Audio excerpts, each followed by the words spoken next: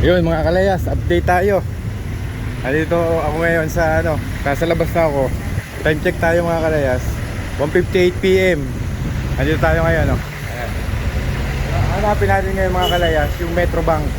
Yun ang ating main goal ngayon. Pinakalang makita natin yung Metro Bank mga kalayas.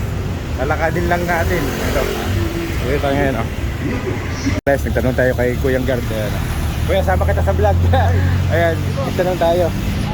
Salamat kuya, salamat. Mabaning layas. Mabaning layas. Salamat kuya. Ayan kuya. Ako lang nagmamadali, baka masaraduhan ako ng bangko. Ayan mga kalayas. Salamat talaga sa mga mga kababayan natin na magtulungin. Tayo. Ito, maturusan dito mga kalayas. Ito yung malapit. Ito. Ayun mga kalayas, nahin natin yung Metro Bank kayo Dito lang pala yun. Success tayo. Hindi tayo malilate kasi ang alas 3. Ayan. May tugtog na naman mga kalayas. Patayin natin muna. Mga kalayas, time check tayo. 2:02 PM. Nandito na tayo sa loob ng Metro Bank.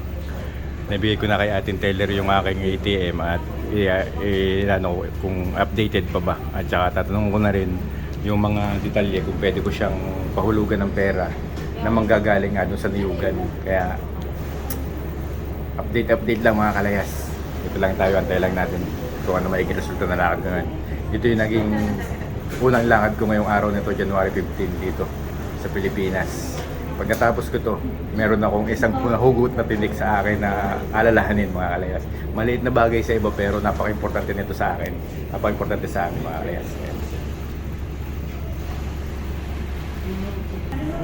Mga kalayas, baka bawal mag-vlog dito. Mamaya na lang ako mag-update sa inyo Hanggang sa muli mga kalayas. Yun mga kalayas, time check tayo ngayon, 3:24 PM ngayon dito. Natapos na tayo dun sa bangko, ito sa Metro Bank. Ayan, Ngayon, merong siyang teka saglit.